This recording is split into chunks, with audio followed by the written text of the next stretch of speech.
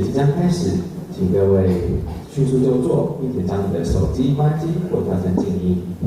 Distinguished guests, ladies and gentlemen, the ceremony is about to start. Please be seated and turn off your phones or switch them on silent. Thank you. 各位贵宾，欢迎各位莅临我们今天的开幕仪式。您的参与让我们的开幕仪式更加成功。Distinguished guests, ladies and gentlemen, good morning. Thank you for joining us to witness this moment, the opening ceremony of the Pacific Islands Dialogue. 首先，让我们欢迎外交部吴部长致辞。Please welcome Mr. 酈燮 Joseph Wu, Minister of Foreign Affairs, to give some remarks.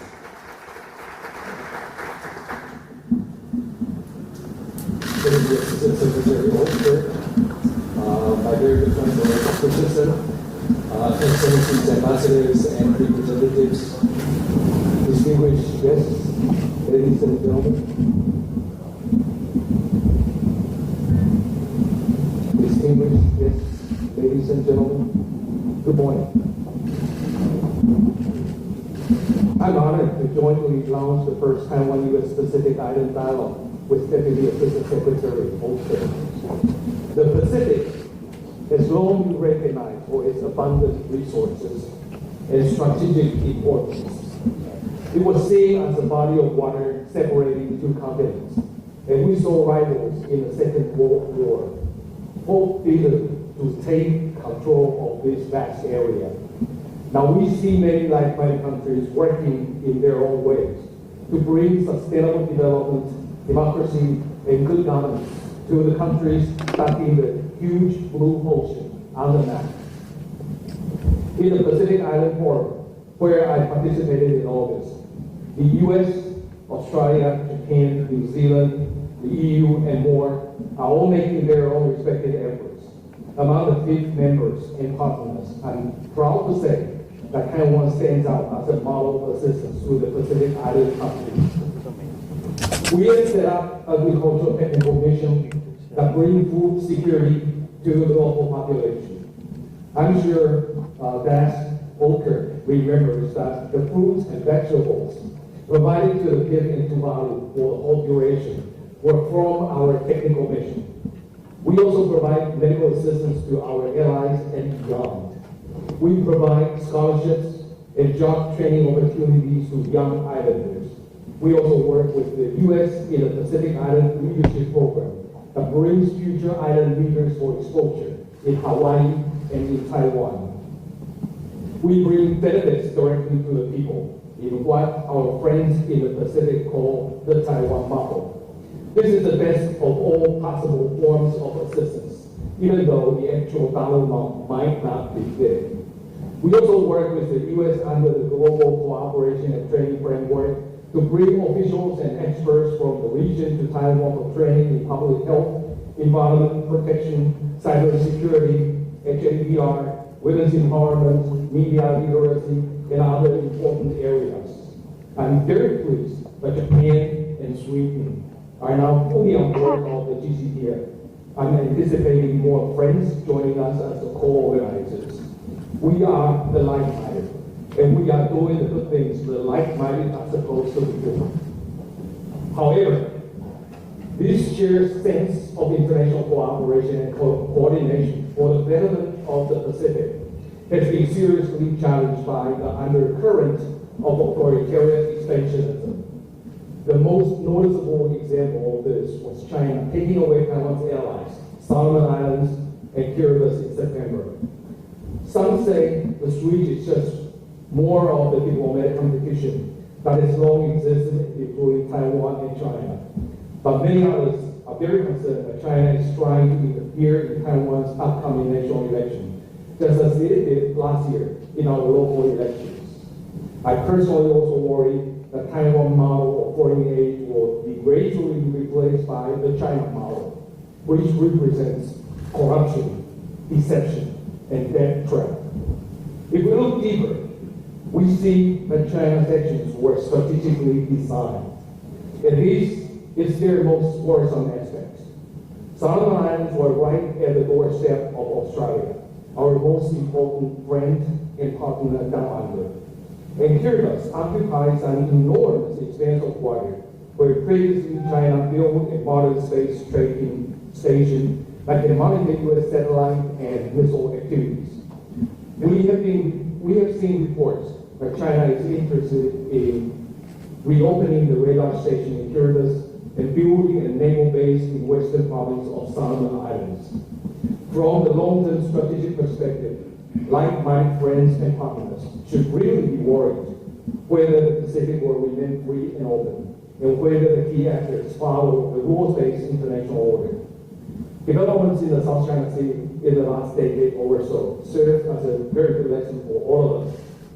We did not say or do much when China started building tiny rocks into islands. We also saw runways, radars, and other military facilities put on those man-made islands. We then took the words of Xi Jinping when he promised the U.S. that China had no intention to militarize the South China Sea. It seems to me, unfortunately, that it is already too late for us to change the fate of conflict in the South China Sea, and that China is there to stay, no matter how frequent the fun-ups are. I certainly don't want to see the Pacific turn into another South China Sea, with us one day or citing that it is too late for us to do anything. My dear friends, the best we can do to prevent that scenario is for all responsible stakeholders in the region to realize the value of Taiwan's presence in the Pacific and push back strongly against China's efforts to erode that presence. Taiwan, the U.S., and other democratic actors share similar interests in ensuring that the Pacific remains free and open, and that we uphold the existing regional order that has sustained peace and stability over the past decades. It's time we start working together to act on those interests. And I hope the discussion among the like-minded today can bring us new measures of cooperation for our shared vision of a free and open, stable, and prosperous Indo-Pacific. Thank you very much. 谢谢部长。 Thank you, Minister. 接下来，让我们欢迎美国在台协会台北办事处酈英杰处长为我们致辞。 Next, please join me to invite Mr. Brent Christensen, Director of the American Institute in Taiwan, to say a few words.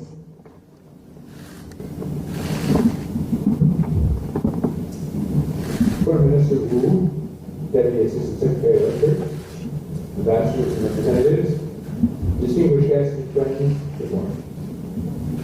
On behalf of the American Institute in Taiwan, it is my honor and pleasure to welcome you all to the first U.S.-Taiwan Pacific Island Dialogue. The United States is a Pacific nation with deep and long-standing ties to the region.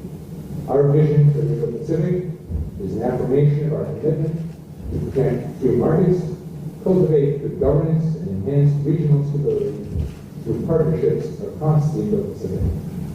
We work with Pacific Islands to tackle a variety of challenges, including promoting sustainable growth and prosperity, addressing environmental challenges, and strengthening people-to-people ties. The United States and Taiwan, as members of the Indo-Pacific community, share a strong desire for a free and open Indo-Pacific. We also share an interest in supporting the island nations of the Pacific in meeting their development goals. This dialogue is intended to identify areas where the United States, Taiwan, and like-minded partners can cooperate to meet the needs of our friends in the Pacific. Today's discussions are the beginning of what we hope will be a longer conversation about how to better leverage resources to deliver critical improvements in health, infrastructure, and economic opportunity. During the U.S.-Taiwan Democratic Governance consultations, which took place in September, I described Taiwan as a shining example of the good governance we hope to see realized across the Indo-Pacific region. Taiwan demonstrates through its actions the belief that increased transparency and greater respect for the rule of law are the foundation upon which a free, open, and prosperous Indo-Pacific can be built.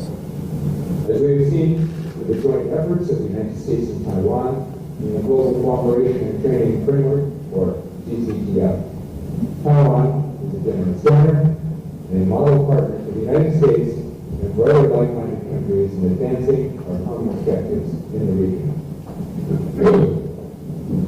The Pacific Island Leadership Program, founded in 2013 with the support of the U.S. East-West Center in Hawaii, is yet another impressive U.S.-Taiwan regional initiative. Designed to build leadership capacity in the Pacific, this program invites promising early and mid-career executives from around the region to participate in a 10-week program that includes in-residence training in both Hawaii and Taiwan. In fact, the 6th cohort of program participants is at the East-West Center right now in the first phase of this year's program. Thus far, 122 professionals have graduated from the program and are now applying the valuable skills that they learned as leaders in the fields of government, business, and civil society. Taiwan's ethnic and cultural ties make it a natural partner for the Pacific Island nations. As Ambassador Hyatt, our ambassador to Palau, pointed out last week at the GCTF Austronesian Languages Revitalization Forum in Koror, the Polynesian peoples share close cultural and linguistic links with Taiwan. Taiwan has emerged as a leader in this language preservation effort with the 2017 passage of its Indigenous Languages Development Act and its generous contribution to fund the 2018 reestablishment of the Austronesian Forum, which convenes annually to promote the cultural, economic, political, and social development of indigenous populations in the Indo-Pacific. This initiative, to preserve the cultural roots of the Pacific, is indicative of Taiwan's affinity for and goodwill towards the people of the Pacific. Taiwan has much belonged to the global community, and especially in the Pacific region, as one can see from the many GCTF programs they have sponsored since the GCTF was established over 4 years ago in 2015. In public health, law enforcement, and the corruption, women's empowerment, humanitarian assistance and disaster relief, and more. Public health is one area in which Taiwan has an especially impressive competency. Taiwan spends about half of what most developed countries spend on health care per capita, yet it has comparable longevity and other health indicators. In the Pacific, Taiwan has shared its healthcare expertise through medical cooperation projects in Fiji, the Marshall Islands, Nauru, Palau, New Guinea, and Tuvalu. Under the GCTF, the United States and Taiwan have teamed up to put on special training workshops on dengue fever, MERS, Zika, and multi-drug resistant tuberculosis. And we were very pleased to have Japan join the GCTF as a co-sponsor this year. When disaster strikes, Taiwan has also shown itself to be a generous friend and neighbor. Following the Fukushima disaster in 2011, Taiwan quickly mobilized rescue teams and ended up donating more in disaster assistance funding than any other country or region. In 2012, Taiwan provided relief funding for Fiji after a major cyclone. When a devastating typhoon hit the Philippines in 2013, Taiwan was the first one on the scene with rescue teams with supplies. And following the tsunami in Indonesia last year, Taiwan was again ready and willing to provide assistance. To help make the region more resilient to the natural disasters that so often strike, the United States and Taiwan joined hands to conduct several GCTF workshops to train disaster relief personnel from around the region on how to prepare for and deal with these crisis situations. Taiwan does not have to spend its government and private sector resources to help others, but it does so willing and has much to contribute. Taiwan's development assistance, in contrast to China's dead-trap development model, focuses on sustainable, cost-effective projects that deliver tangible improvements to individuals and their communities. Taiwan is a global leader in promoting women's economic and political empowerment. It is making steady progress in meeting the UN Sustainable Development Goals, and has become one of the most effective advocates for promoting innovative entrepreneurship around the world. Taiwan is an impressive democratic success story, a reliable partner, and a force for good in the world. The United States supports Taiwan in its efforts to expand its already significant contributions to addressing global challenges. And as we meet together today with Taiwan, Pacific Island representatives, and like-minded partners, we look forward to finding new ways to expand our respective efforts to build a more sustainable future for the peoples of the Pacific Islands.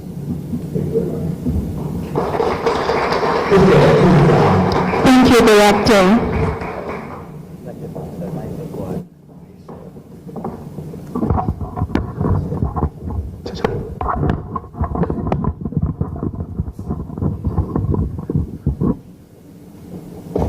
接下来，让我们欢迎美国国务院副助卿孙晓雅女士为我们致辞。Next, we would like to welcome Ms. Sandra Oudkirk, Deputy Assistant Secretary of the U.S. State Department, to make her remarks. Thank you very much, Foreign Minister Wu, Director Christensen, esteemed ambassadors and representatives. It is my pleasure to be here today. I'm thrilled that on my first trip as the new U.S. APEC senior official, I can also represent the State Department at this important dialogue, one which we hope will be the first of many. The U.S. vision for the Indo-Pacific is very clear. We want to see a free and open Indo-Pacific. We want to build and deepen our relationships with nations across the region that share these values. We want to work together as partners, not as borrowers and lenders. The three pillars of the Indo-Pacific strategy are economics, governance, and security. Economies must be open, transparent, and rules-based. We continually urge high standards and accountability because that is the path to long-term, sustainable, and inclusive economic growth. We want to see our partners in the Pacific benefit from development activities. Development financing should not result in unsustainable debt. Recipients of financing and development assistance should be assured of their partners' commitment to seeing all aspects of their societies flourish. We also share an interest in ensuring that the Pacific Ocean remains free and open to maritime trade, and we're working together to increase the region's resilience to natural disasters and a changing climate. The United States is a Pacific nation. We continue to deepen our long-standing commitment to the prosperity and well-being of the people living in the Pacific, with whom we share many values, including a love of freedom. This commitment to the Pacific starts at the very top, with President Trump. He hosted the leaders of the Federated States of Micronesia, the Republic of the Marshall Islands, and Palau in the Oval Office this May. This was the first time ever that a U.S. president has hosted the three leaders of the freely associated states at the White House, and it was a fantastic meeting. Secretary Pompeo visited the Federated States of Micronesia in August and made a brief stop in the Marshall Islands, another historic first, and I am here today representing President Trump and Secretary Pompeo to kick off this inaugural dialogue. We have been partners with the Pacific since World War II, and we are in the Pacific to stay.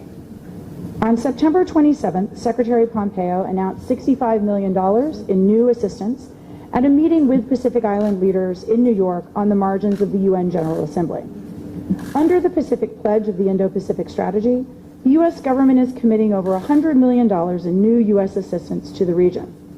This new assistance includes support for coral reef conservation, weather observation and data collection to increase preparedness for natural disasters, improved digital connectivity, and capacity building to combat illegal, unreported, and unregulated fishing. USAID, who is also represented at this dialogue today, is expanding programming as well as the number of personnel it has assigned to the Pacific. Taiwan has incredible capabilities in the areas that I just mentioned. The United States and Taiwan have a long history of cooperation in responding to natural disasters, as Director Christensen just outlined, protecting the environment and strengthening the rule of law. And now we are looking at how to expand that cooperation in the Pacific Islands. The pressing issues that the globe faces today can only be overcome by working together. The United States has always emphasized how much Taiwan contributes to its diplomatic partners, its neighbors, and to the international community. Taiwan is a reliable partner and a responsible stakeholder. Taiwan is a force for good in the Pacific and in the world. That is why we firmly support Taiwan's relationships with Pacific Island nations. We have a shared vision for the region, one that includes rule of law, prosperity, and security for all. We want to explore how we can join Taiwan in advancing this vision for an Indo-Pacific that is free, open, and thriving. I look forward to engaging today and over the next few days with Taiwan and our like-minded friends and partners from the Pacific Islands and elsewhere. Thank you very much.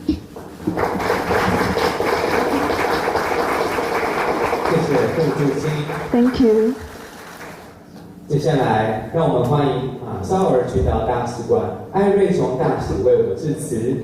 Last but not least, let's give it forward to Her Excellency Ambassador Nejon Edwards of the Republic of the Marshall Islands.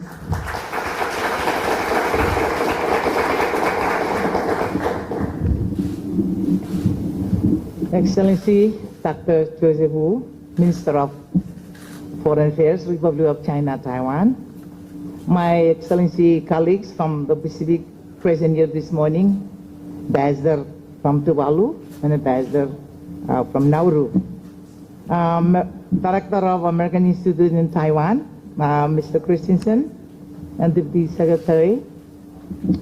Esteemed panel members of the inaugural Pacific Island Dialogue, distinguished members of the government of the Republic of China, Taiwan, and the United States of America, ladies and gentlemen. At the outset, please allow me once express warm greeting of Marshallese Yahweh or Niao, and to convey sincere gratitude for the opportunity to participate in this very important dialogue. As introduced, my name is Nejon Edwards, and I am the ambassador of the Republic of the Marshall Islands to this great country. The Republic of the Marshall Islands established diplomatic relations with the Republic of China, Taiwan, nearly 21 years ago in November of 1998. The Republic of China, Taiwan continues to be a staunch partner towards the development aspiration to my country and toward effort to achieve the sustainable development goals. Underpinning the close and special friendship between the two countries is the shared Austronesian heritage and common values of democracy, freedom, human rights, and rule of law. This is a relationship that we truly value and one that we hope to further strengthen to ensure it lasts long into the future for generations to come. The Republic of the Marshall Islands and the United States of America's special and unique relationship date to the Second World War, whereby we were under the U.S. territory until we gained our independence in 1979. The Republic of the Marshall Islands and United States entered into a compact of free association whereby U.S. has responsibility, authority for security and defense matter, use of the Ronald Reagan ballistic missile defense test site in Kwajalein Atoll in exchange for granting nationals of the RNI free entry into the United States without need of visas. We remain one of the strongest supporters of the United States in the UN, second only to Israel in voting with the United States. Young Marshallese men and women continue to enlist and serve in the U.S. military at a rate higher than some U.S. states. And the RMI will continue to be a strong ally and close friend of the United States of America. When speaking about the promotion of free and open Indo-Pacific region, the Pacific Island region is critical. The Pacific Islands are a region distinct from other parts of the Indo-Pacific because of the size of our state, our geography, and the challenge we face in trying to promote economic development and prosperity. Like the United States and the Republic of China, Taiwan, the Pacific Island countries, such as the Republic of the Marshall Islands, Republic of Palau, Nauru, and Tuvalu, remain committed to achieving the goal of a world order that is inclusive and one that is based on equality and justice. On this basis, we have consistently stressed the need for all nations, big or small, strong or weak, to follow the principle of equality and peace. We have worked together with both United States of America and the Republic of China, Taiwan, to this end, and will continue to do so long into the future. Aside from being supporter of the United States in the international arena, the RMI, Palau, Tuvalu, and Nauru continually advocate and voice support for Taiwan's meaningful participation in the United Nations and all UN mechanisms.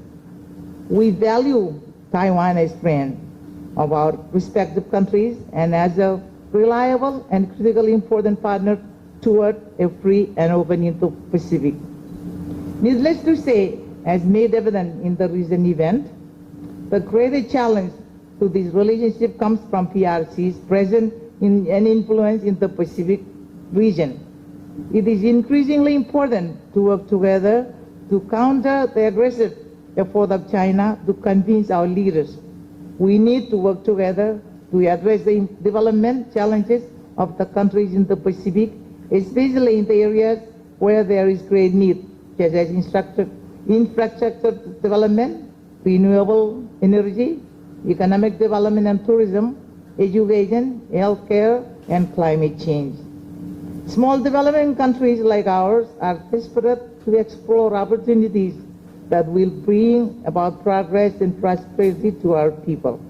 There is much that we can do as partners to ensure peace and stability in the Indo-Pacific, and the timing of this dialogue could not come at a better time. I thank you again for the opportunity and very much look forward to deliberating on how we can work together toward ensuring a safe and prosperous Indo-Pacific. Thank you, Ambassador. Please remain on the stage. Now we would like to invite Minister Wu, Director Christensen, Deputy Assistant Secretary Oudkirk, His Excellency Ambassador Jordan Cavus of the Republic of Nauru, and Her Excellency Ambassador Limaseni Teatu of Tuvalu, to have a group photo together. Please move towards and stand on the stage.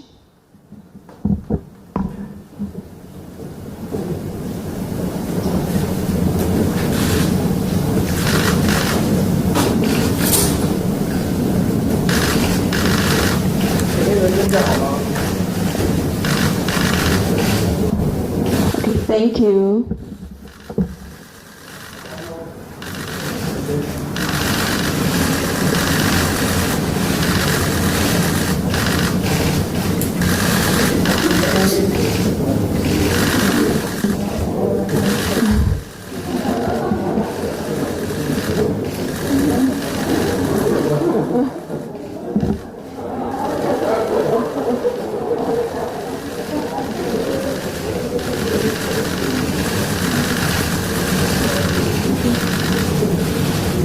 Okay, thank you so much.